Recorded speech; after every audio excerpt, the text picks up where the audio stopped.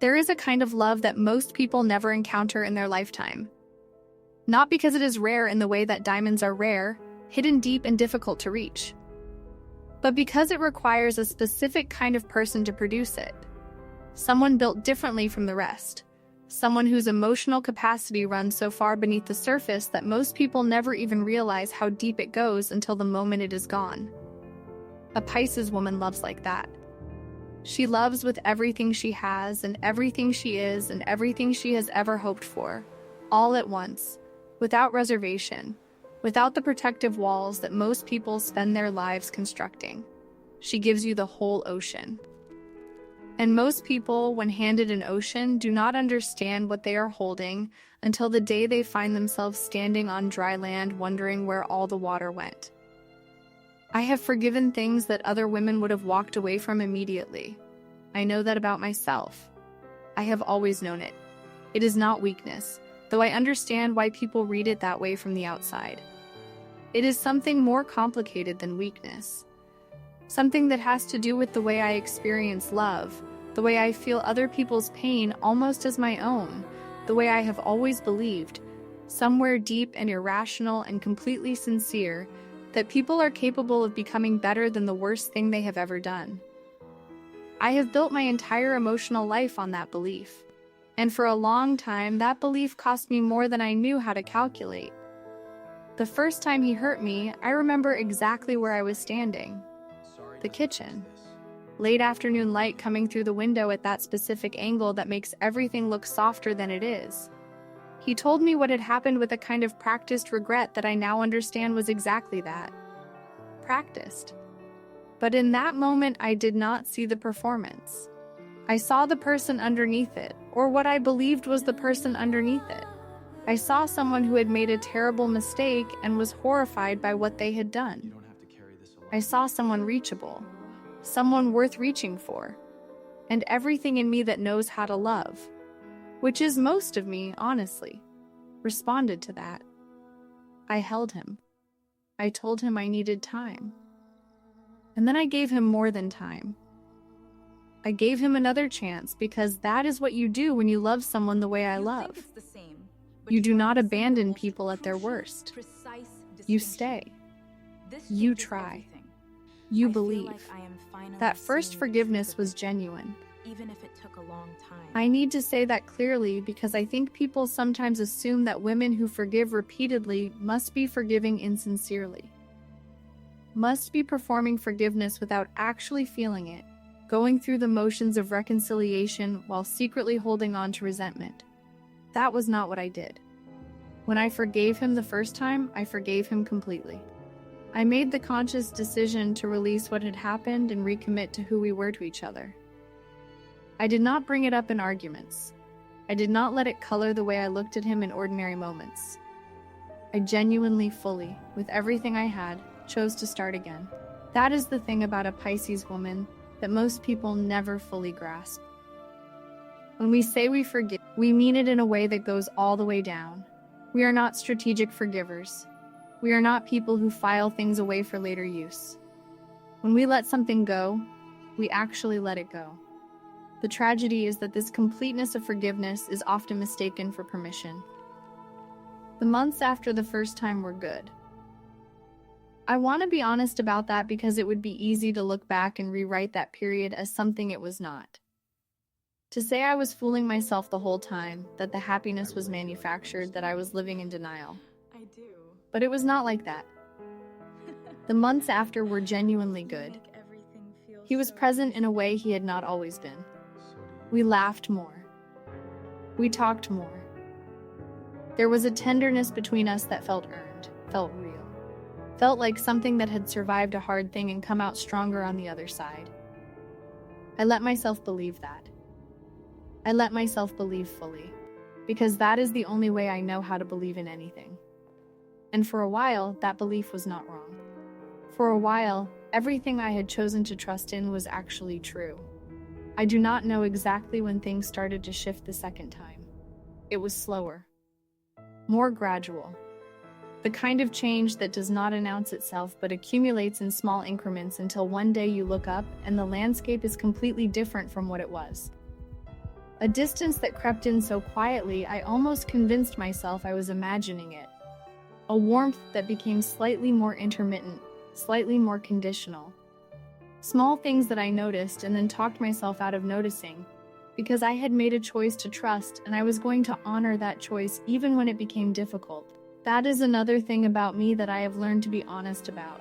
I will defend a choice I have made long past the point where the evidence has stopped supporting it, because changing course feels like a betrayal of the person I was when I made it. It is one of the most painful things about being who I am. When the second thing happened, the hurt was different. Not more intense necessarily, but layered in a way that the first hurt was not. Because underneath the pain of what had just happened was the echo of the first pain, which I had thought I had released completely, but which turned out to be stored somewhere I had not known to look. And underneath that was something else. A small, quiet question that I immediately tried to silence because I was not ready to hear the answer. The question was whether I had been foolish. Whether the choice I had made to believe, to recommit, to give everything again, had been a choice made from love or a choice made from a refusal to accept what was true. I silenced the question. I went to him. I told him what I was feeling, not from a place of anger, but from a place of genuine pain, because that is always where I speak from. So sorry. The inside of the feeling, not the outside of it. And he met that with remorse. And I met his remorse with the only thing I know how to give. The second forgiveness was harder. I will not pretend otherwise. It required something from me that the first one had not.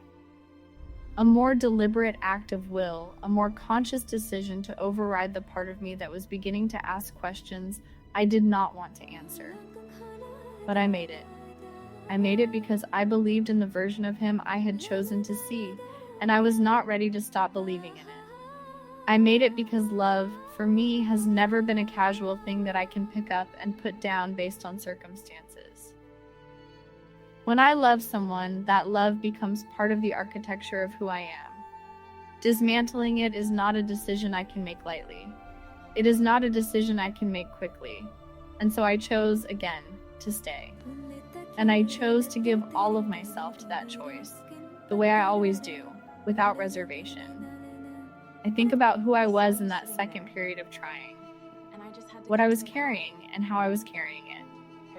From the outside, I imagine I looked the same. Warm, present, engaged.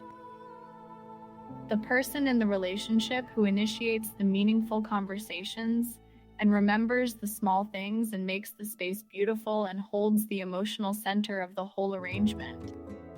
That was always my role. Not because it was assigned to me, but because it is simply what I do naturally.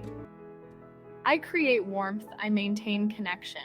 I tend to the emotional life of the people I love the way someone tends a garden, constantly and carefully and without expecting recognition for it. What was not visible from the outside was the weight I was now carrying inside all of that. The effort it took to choose trust every single day. The quiet work of convincing myself each morning that what I had built was solid. Here is something I have never said out loud before. There is a specific kind of exhaustion that comes from forgiving someone you love. Not the exhaustion of anger. Anger is actually easier in some ways. Because it has energy in it, it moves, it goes somewhere. The exhaustion of forgiveness is different. It is the exhaustion of sustained openness. Of keeping yourself soft when something in you wants to harden. Of choosing, every single day, not to protect yourself. Because protecting yourself would mean closing a door that you are not willing to close. I carried that exhaustion for a long time without naming it. I told myself it was just the natural weight of being someone who loves deeply. I told myself that any relationship worth having requires this kind of sustained effort. I told myself a lot of things that were partially true and used that partial truth to obscure what was also true. That I was tired in a way that was beginning to go all the way down. The third time, I almost did not stay. I want to be honest about that. When the third thing happened, and it was not a small thing, none of them were small things. Do not let anyone tell you that a Pisces woman forgives small things repeatedly. What I forgave was significant and real, and the kind of thing that most people would have named as an endpoint immediately. When the third thing happened, something inside me shifted in a way I had not felt before. Not a crack, not a break. Something more like a settling, like something that had been suspended for a long time quietly finding the floor. And for the first time, I did not go to him immediately. I sat with it alone. I sat with it for days. And in those days, I noticed something that frightened me. I noticed that the pain was quieter than it had been the first 2 times. Not smaller. If anything, the accumulation of it was larger than anything I had felt before, but quieter, more internal. Like it had stopped needing to express itself outward, because it had found somewhere permanent to live inside me. And alongside the pain, there was something else, something I had no name for at first. A kind of stillness. Not the stillness of peace. Nothing about what I was feeling was peaceful. And I forgive you. But the stillness of something that has been in motion for a very long time and has finally, without drama, without announcement, come to rest. I forgave him the third time. I did. I went to him and I said the words. And I meant them in the way I always mean them. Yes. Completely, without reservation, with the full force of everything I am. I know. Something was different. I think somewhere beneath his relief he could feel it too, even if he did not have language for it. What was different was that the forgiveness and the staying were, for the first time, 2 separate things. I forgave him because that is what I do. Because I am genuinely incapable of carrying hatred for someone I have loved, because releasing the wound is something I do for myself as much as for anyone else. But the staying was now something I was doing out of momentum rather than choice.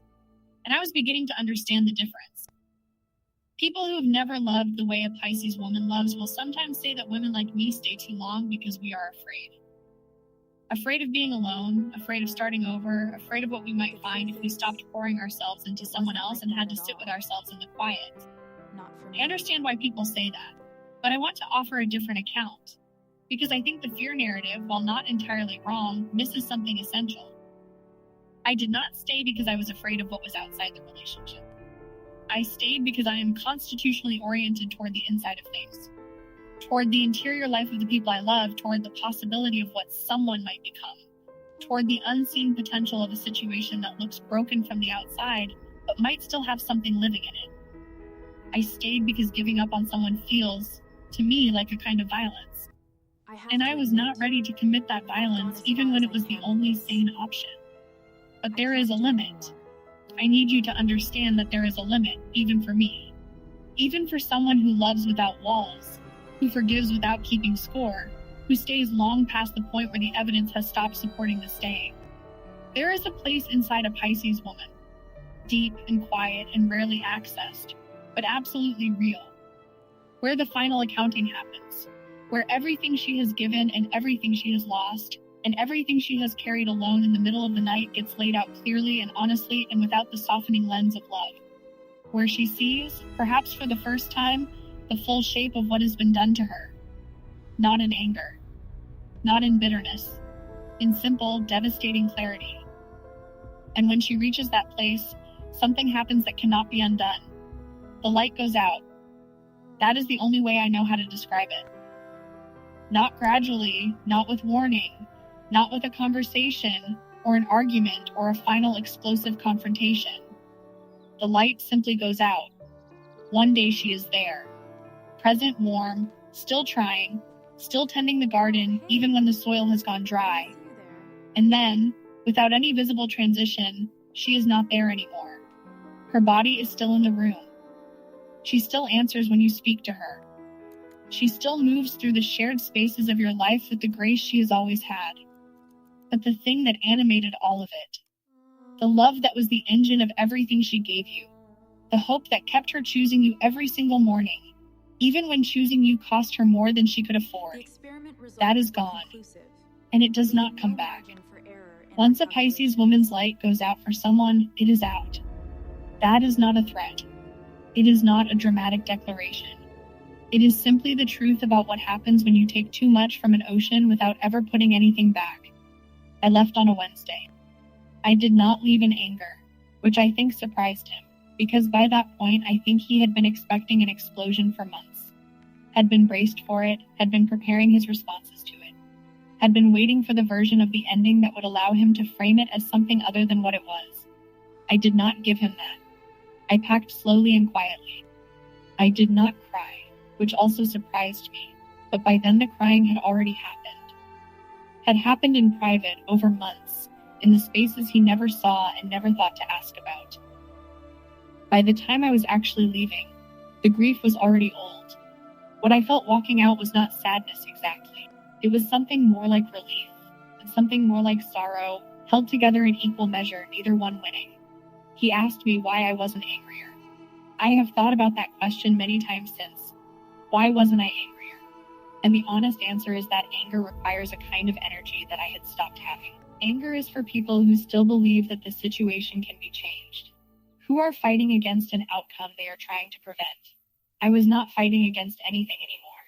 I was not fighting to prevent anything. I had simply finally, after longer than I should have, accepted what was true. And acceptance, when it finally arrives, does not feel like anger.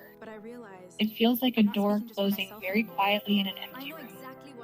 What I want you to understand, if you are someone who has ever loved a Pisces woman, or is loving one now, is that our softness is not a flaw. Our capacity for forgiveness is not a vulnerability to be exploited. Our tendency to see the best in people is not naivety. These things are expressions of a kind of love that is genuinely rare, that takes real courage to sustain, that costs us more than you will ever fully know. When a Pisces woman gives you her heart, she is giving you something that she has given very few people and will give very few people again. She is trusting you with the most unguarded part of herself. She is choosing, consciously and completely, to be open in a world that has given her plenty of reasons to close. That choice deserves to be honored. That trust deserves to be protected. Because the day she stops extending it to you is not a day you will recover from easily. It will sit with you. In the quiet moments, in the middle of the night, in the spaces between the life you built after she was gone, you will feel the specific weight of what you had and what you did with it. And no one will be able to give you back what you lost. Because what a Pisces woman gives is not replaceable. It never was. I am not the same person I was before. I want to say that clearly, not as a complaint and not as a warning, but as a simple fact about what it costs to love fully and be betrayed fully and survive it fully. I am softer in some ways and harder in others. I am more careful now with who I let into the deep places, not closed. I do not think I am capable of closing completely. It is not in my nature, but more discerning. More willing to let someone show me who they are before I decide what they are worth. More willing to believe my own perceptions rather than the story I want to be true. That is not a small thing. That is something I had to learn at a price I did not choose to pay, and I am still, in some ways, learning it. But I also carry something from all of it that I would not give back. The knowledge of how completely I can love. The knowledge that I am capable of a depth of feeling that most people will never access in themselves. The knowledge that I forgave not because I was weak, but because I was committed to something real. And the knowledge that when I finally stopped, when the light finally went out and I finally let myself acknowledge what had been true for a long time, I did it with dignity. I did it quietly. I did it without destroying anyone, without creating wreckage, without saying things designed to wound. I simply left. I simply chose myself, finally and completely, the way I should have done much sooner. And that choosing, late as it was the most important thing I ever did. Never take advantage of a Pisces woman. Not because she will retaliate. Not because she will make your life difficult or turn people against you or find ways to make you pay. She will not do any of those things. She is not built for any of those things. But because one day, without warning, without the dramatic ending you were perhaps expecting, the warmest and most genuine love you have ever been given will simply stop. And the silence that comes after will not be empty. It will be full. Full of everything she gave you that you did not value. Full of every moment she chose you when she should have chosen herself. Full of a love so complete, and so real that its absence will feel like losing a light you did not know you were living by until the room went dark. And you will spend a long time after that learning to see in the dark, and she will not be there to help you. Because she is already somewhere else, already beginning again, already finding her way back to the version of herself that existed before you. The version that loved without conditions and believed without evidence and gave without keeping score. She will find her way back to that. She always does. The only question is whether you will spend the rest of your life understanding what you had, or spend it pretending it was not as rare as you know in your quietest moments that it was.